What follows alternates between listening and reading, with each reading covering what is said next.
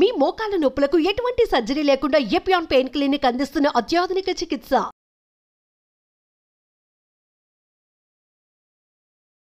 ప్రేక్షకులకు నమస్కారం. నేను Vasanthalakshmi, yoga master trainer, specialist for weight loss.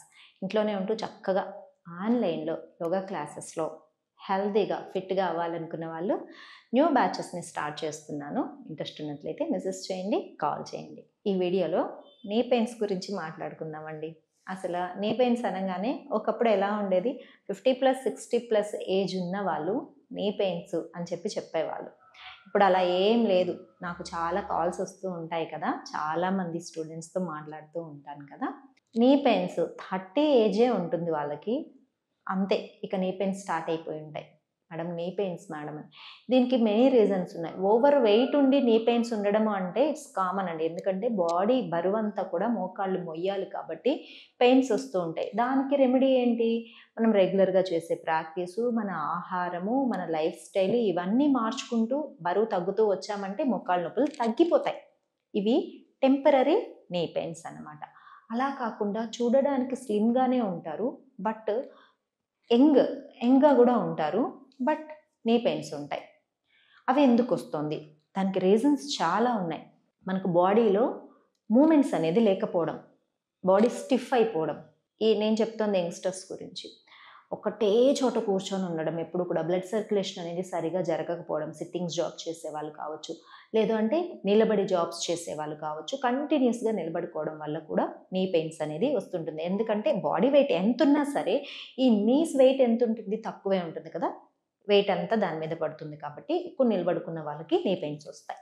అందుకని ఏం చేయాలి? అప్పుడప్పుడు లెగ్స్ని కొంచెం షేక్ చేయడం. ఇప్పుడు నేను కొన్ని ప్రాక్టీసెస్ చూపిస్తాను, అవి మీరు అప్పుడప్పుడు చేసుకుంటూ ఉంటే నీ పెయిన్స్ బారిన పడకుండా ఉంటారు.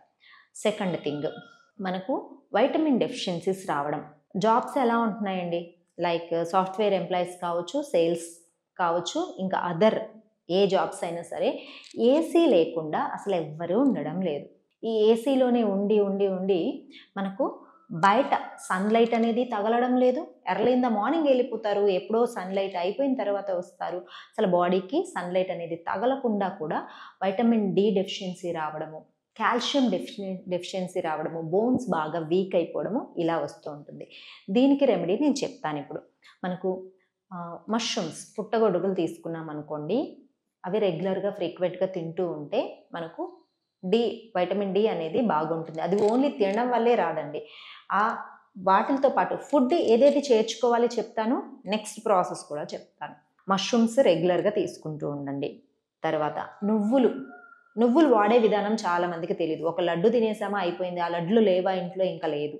అలా కాకుండా అసలు చాలామందికి నువ్వులు డైరెక్ట్గా తినడం ఇష్టం లేని వాళ్ళకు కూడా ఒక చిన్న రెమెడీ చెప్తాను. ఏంటి అంటే, మనం దోశలు, ఇడ్లీలు ఇలాంటివి వేసుకుంటూ ఉంటాం. చాలా ఇంట్రెస్ట్ కదా, దోశ అనగానే ఇంకా నోట్లో నీళ్ళు ఊరిపోతాయి చాలామందికి. ఈ దోశ పిండిలో కొంచెం జీలకర్ర వేయండి. బాగా ఒక పర్సన్కి డైలీ మినిమం 2 స్పూన్స్ ఆఫ్ నువ్వులు తింటే చాలా మంచిది. 2 స్పూన్స్ ఆర్ 3 స్పూన్స్, ఒక 2 దోసెస్కి సరిపోయినంత ఫుల్ నువ్వులు వేసేసేసేయండి. ఫుల్గా చక్కగా రోస్ట్ దోశను బాగా తిప్పేసి కాల్చుకున్నారంటే అసలు దోశ టేస్ట్ చాలా బాగుంటుంది. మనకు నువ్వులు బాడీలోకి చక్కగా అబ్జర్వ్ అవుతాయి. ఆయిల్ తక్కువగా వేసుకొని చేసుకోండి, లేదా ఒక స్పూన్ గీ వేసుకొని చేసుకోండి. ఇది ఇడ్లీలో అయినా సరే, దోశలో అయినా సరే. ఇంకా కొన్ని రకాల కూరగాయలు చేసుకునేటప్పుడు నువ్వుల పొడి వేస్తాం, అలా కూడా నువ్వుల్ని తీసుకోండి. తర్వాత ఎండు ఖర్జూరం చాలా చాలా మంచిది. నైట్ ఒక 2-3 నానబెట్టేసి మార్నింగ్ ఆ వాటర్ తాగేసేయండి లేవంగానే. తర్వాత మీ యోగా ప్రాక్టీసెస్ అంతా చేసేసుకున్న తర్వాత అవి తినేసేయండి. ఇలా చేయడం కూడా చాలా చాలా మంచిది. రెగ్యులర్గా ఆకుకూరలు తింటూ ఉండండి, అది చాలా ఇంపార్టెంట్. ఆకుకూరలు తింటూ ఉంటే కూడా వైటమిన్ డెఫిషియన్సీస్ అనేది రాకుండా ఉంటాయి. సన్ఫ్లవర్ సీడ్స్, వీటిల్ని కూడా 1 స్పూను వీక్లో మినిమం 4 days తినేలాగా చూసుకోండి, చాలా మంచిది.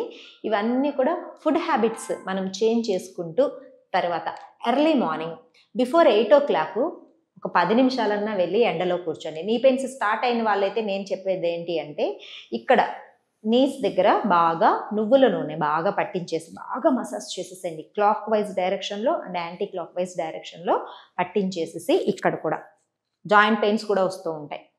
ఎండలో కూర్చోండి. ఇంకా రైనీ సీజన్ కాబట్టి ఎండ తగలట్లేదు మేడం అంటారు. బట్ వర్షం పడకుండా ఉంటే చాలు, కూర్చుంటే చాలు, మనకు ఆ సన్లైట్ సరిపోతుంది. ఈవినింగ్ 4 తర్వాత వెళ్ళి కూర్చోండి. మినిమము 15 మినిట్స్ నుంచి హాఫ్ అన్ అవర్ అట్లా కూర్చోగలిగారంటే, లేదా వాకింగ్ చేసుకోండి, చాలా చాలా బెనిఫిట్ అవుతుంది.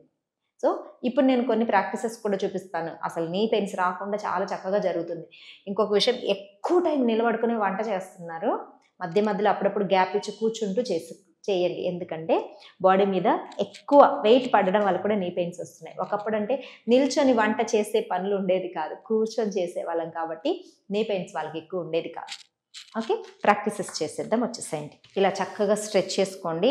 ఈ నీ మూమెంట్స్ ఉంది కదా, మనం అరిచేతుల్లో ఇలా బాగా రబ్ చేసి ఇలా పెట్టి బాగా ప్రెస్ చేస్తూ క్లాక్ వైజ్ ఇలా రొటేట్ చేయాలి. Then anticlockwise rotate చేయాలి. చక్కగా రొటేట్ చేసుకొని తర్వాత ఇలా నీస్ని దగ్గర తీసుకొని ఫ్రీ చేస్తుంటే బ్లడ్ సర్క్యులేషన్ అనేది బాగా జరుగుతుంది.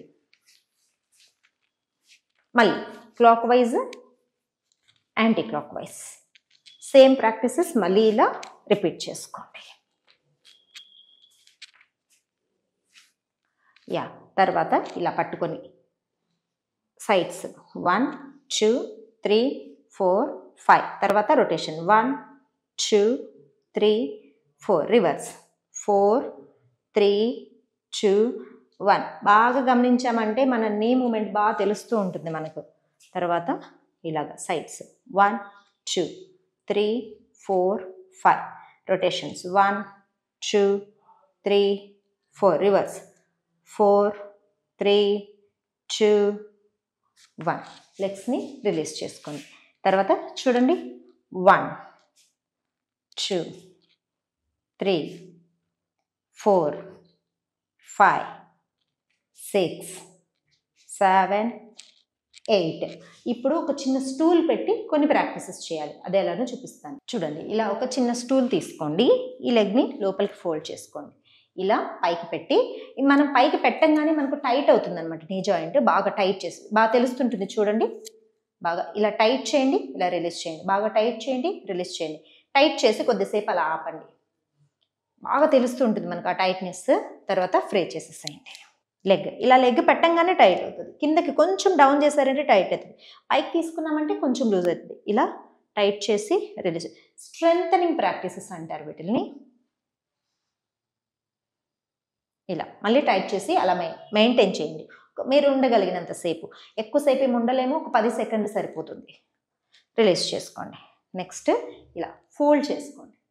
ఫోల్డ్ చేసుకొని స్లోగా టైట్గా పైనుంచి కింద వరకు ఇలా జార్చినట్టు స్లైడ్ చేయండి. మళ్ళీ దగ్గరికి తీసుకోండి. సేమ్ మళ్ళీ స్లోగా టైట్గా పెట్టుకొని మనం ఇలా నెట్టాలి. కంప్లీట్ స్ట్రెచ్ అనేది వస్తుంది. బ్లడ్ సర్క్యులేషన్ బాగా జరుగుతుంది. ఇలా ఒక 4-5 టైమ్స్ అనేది ప్రాక్టీస్ చేసుకోండి. చూడండి, స్లోగా చాలా రిలాక్సింగ్గా అనిపిస్తూ ఉంటుంది. రిలీజ్. మళ్ళీ అంటే మీకు ఒక రోలర్ ఉంటే కూడా దాని మీద కూడా చేసుకోవచ్చు. రోలర్ అంటే అందరి దగ్గర ఉండదు, స్టూల్ అయితే కామన్ థింగ్ కదా. సో నేను దీంతో చూపిస్తున్నాను. ఇలా ఇప్పుడు ఇదే పొజిషన్లో టైట్ చేసి ఇలా చూడండి, టోస్ మాత్రమే ఉంచాను, నీ టైట్ చేశాను. తర్వాత హీల్ పెట్టి స్లోగా టైట్ చేయండి. చూడండి, మనం 2 వేరియేషన్స్, ఒకటేమో స్లైడింగ్ స్టూల్ని మూమెంట్ చేస్తూ ఒకటి, తర్వాత హీల్ని మాత్రమే మూమెంట్ చేస్తూ ఒకటి. చూడండి, స్లోగా హీల్ మాత్రమే స్లైడ్ చేస్తూ చేశారంటే చాలా మనకి ఇక్కడ మీకు తెలుస్తుంది కదా, ప్యాంట్ ఇలా ఫోల్డ్ అవ్వడం అనేది అలా టైట్ అవుతుంది. చూడండి, స్లోగా స్లైడ్ చేస్తూ టైట్ చేయొచ్చు.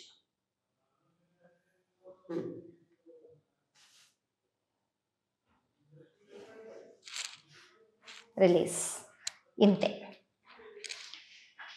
ఇలాంటి సింపుల్ ప్రాక్టీసెస్ రెగ్యులర్గా చేస్తూ ఉంటే ఎర్లీ ఏజ్లో వచ్చే నీ పెయిన్స్ని మనం అవాయిడ్ చేసుకోవచ్చు.